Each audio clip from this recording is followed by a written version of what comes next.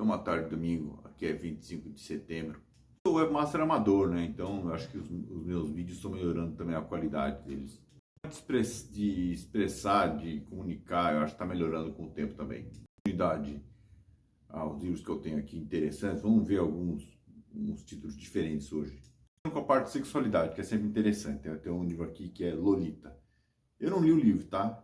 Vladimir Nabokov. Eu não li o livro, mas é um livro famoso, né?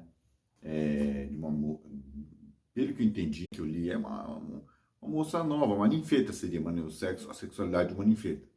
Então eu tenho um grupo de livros que inclui Tropa de Câncer, Lolita, por exemplo, e outros livros que falam sobre sexualidade. Eu tenho que fazer o seguinte, esse livro, para a época, foi uma revolução. Falou, olha, a sexualidade da juventude, como é que ela está se comportando e tal. O parâmetro atual, né? Hoje em dia existem sites como, não só de encontro, como sites de patrocínio de sugar, né? Então, assim, esse tipo de conceito, ele fica até meio, parecendo até meio ultrapassado. Fazendo isso aos montes hoje em dia.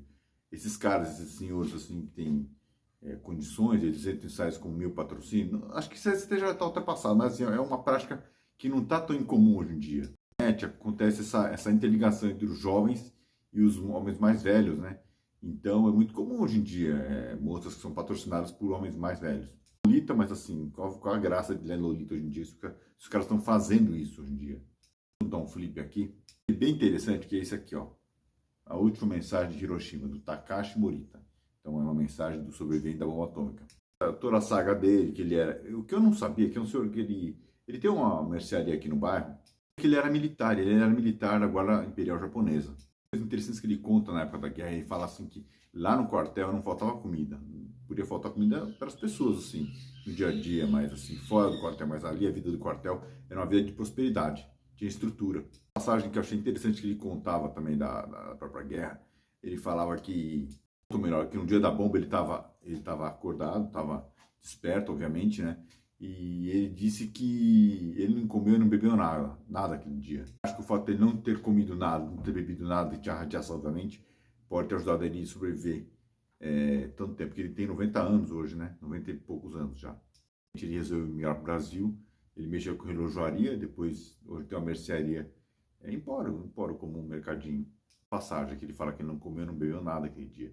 Eu acho que isso é importante, porque a comida está toda contaminada, né? De livros interessantes, eu li um livro muito interessante, isso aqui ficou famoso, muito famoso na época, Freak Economics. Dizem que até o presidente, sei lá, o Bush recomendou esse livro, eu não sei se é verdade, tá? Mas dizem que até o presidente recomendou esse livro, Freak Economics. É meio inusitado desse livro que ele conta assim, ele fala a seguinte coisa, que lá no tráfico de drogas mesmo, a hora que ele fala, os contadores do tráfico não são pessoas qualquer, eles são pessoas que entendem muito de contabilidade, lavar dinheiro de polícia, de esconder dinheiro, mexer com movimentações financeiras. É assim, que existem situações que as pessoas pensam que é tosquice, mas não é tosquice. É uma sofisticação imensa.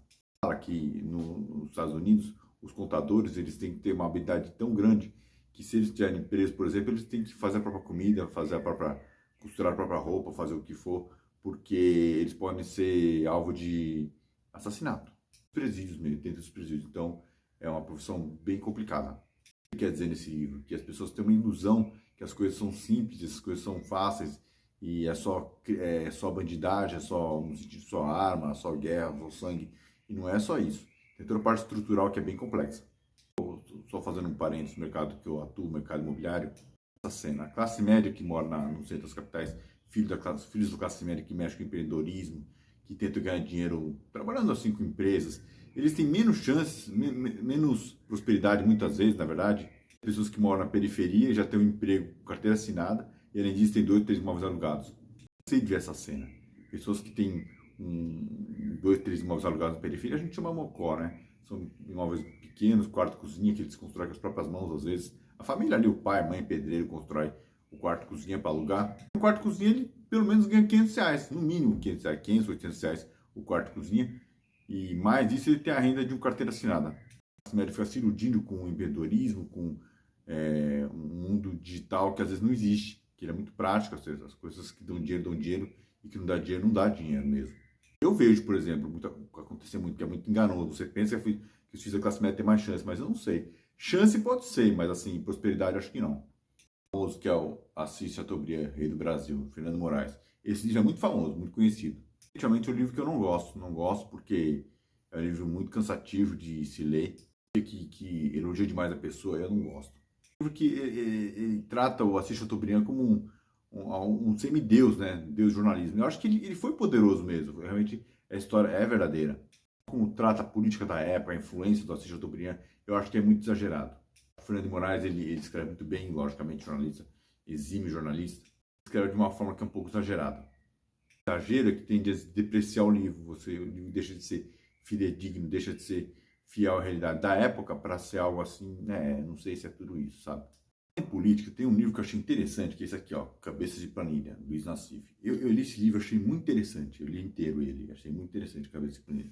Mas é um livro que é um livro muito crítico, de vendo a lição, acompanhando a trajetória do Luiz Nassif, é que ele arrumou muito inimigo.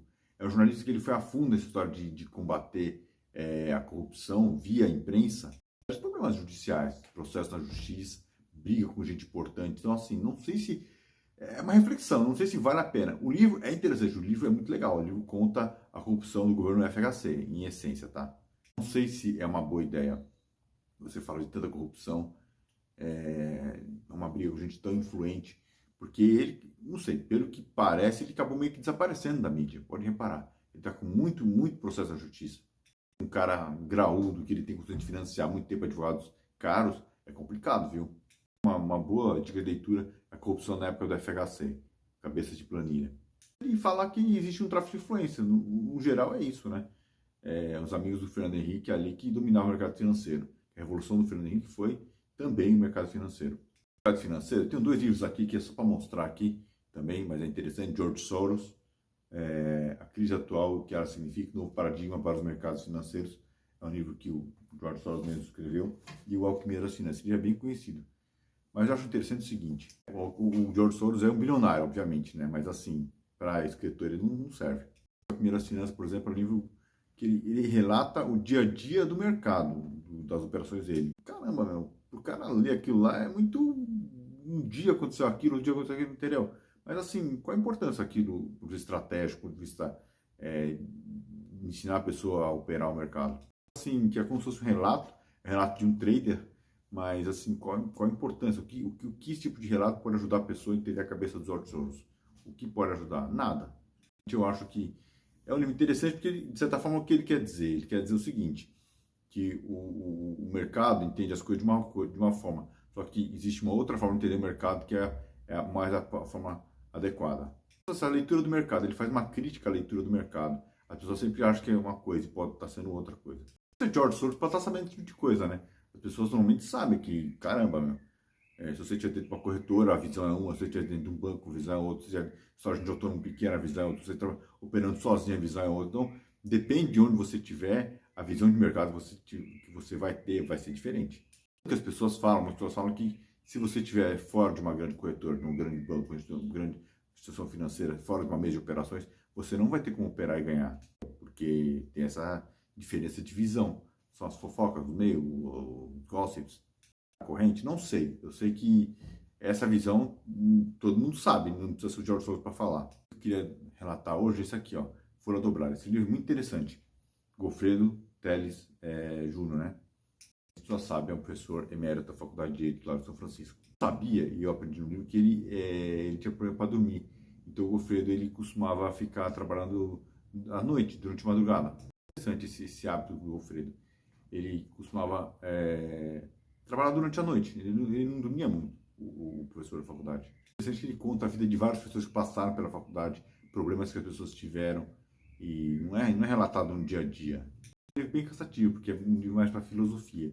E eu não sou muito fã de filosofia, mas assim, a história em si, do amor que ele tinha para a faculdade, de dedicação, é muito interessante. Gosto de política, para quem gosta de saber como as ideias formaram, o circuito político se formava, é interessantíssimo, porque é a pessoa que estava lá no circuito político, né? Hoje, que chamou mais atenção para mim foi o Free Economics. Foi um livro bem diferente, um livro, não é à toa que foi um best-seller, né? De entender a economia de uma forma diferente. Então, assim, existe a economia do ponto de vista, é isso a economia, e outra economia do ponto de vista, é isso que é economia também, entendeu? Como se fosse assim, coisas que as pessoas não percebem, só que é muito relevante. clássico e rápido para o brasileiro entender é o camelô. Você pensa que o camelô não tem instrução, mas não é assim. O camelô ele conhece o contador também. Por que ele não monta a loja dele? Porque ele sabe que tem custo. As pessoas sabem disso. O camelô poderia alugar uma loja no centro de São Paulo em vez de ficar na rua. Mas por que ele não faz isso? Porque sabe que tem custo.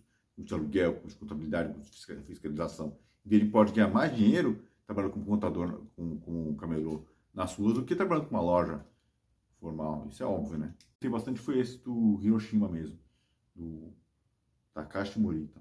E como sobreviver à bomba atômica.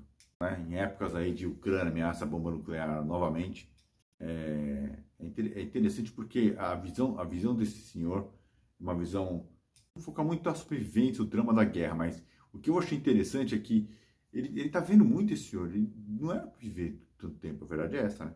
Ele tá com 90 e poucos anos já. Teoricamente, ele teria que ter alguma sequela da guerra, e não, parece que não teve. Para mim que é o grande atrativo, é interessante. E para mim, eu acho que ele tem genes bons, porque ele era a guarda imperial japonesa. O de hoje foi Lolita, Cabeça de Planilha, Chateaubriand, A Última Mensagem de Hiroshima, Freak Economics, Folha Dobrada, Goffredo Silva Teles, A Primeira Finanças, George Soros. Domingo à tarde, um domingo tranquilo, 25 de setembro de 2022. Cá, nem todos os livros eu li inteiro. Por exemplo, Freak Economics eu li inteiro. Mensagem de Hiroshima eu li inteiro. Cabeça de Planilha eu li inteiro. Mas alguns, como eu falei, Chateaubriand não li inteiro, porque é muito elogiar a situação do protagonista. Por exemplo, é um livro muito filosófico, é um livro extenso e filosófico, eu não li inteiro também. Por exemplo, é um livro que ele é cansativo porque fala um diário de um trader. Aqui não tem muita utilidade do ponto de vista para o leitor mesmo, para aprender alguma coisa de estratégia, não tem utilidade aquilo. Ele fez naquele dia, naquela hora, mas assim, para ele tentar explicar que ele tem uma visão diferente do mercado, só isso, mas não ajuda o leitor a tentar entender como operar o mercado financeiro de forma nenhuma. Por exemplo, o que é famoso, Lolita, comprei, mas também não tenho interesse nenhum em ler. Ali, como eu falei, sexualidade, mas alguns realmente não despertam meu interesse, porque realmente ele está numa era diferente hoje em dia, né? Essa hora de Lolita está acontecendo por aí, as pessoas estão fazendo isso, nos sites por aí hoje em dia. O livro lê uma coisa que os caras estão fazendo hoje em dia. Um grupo de livros que eu li aí com o tempo, faço questão de lembrar, os livros para mim é uma fonte de inspiração. O que eu vou fazer, o que eu não vou, o que eu vou, sabe, isso é uma situação. Você precisa de uma motivação para continuar um projeto, a dúvida de tomar uma decisão na vida, é importante. O livro sempre ajuda nessas horas.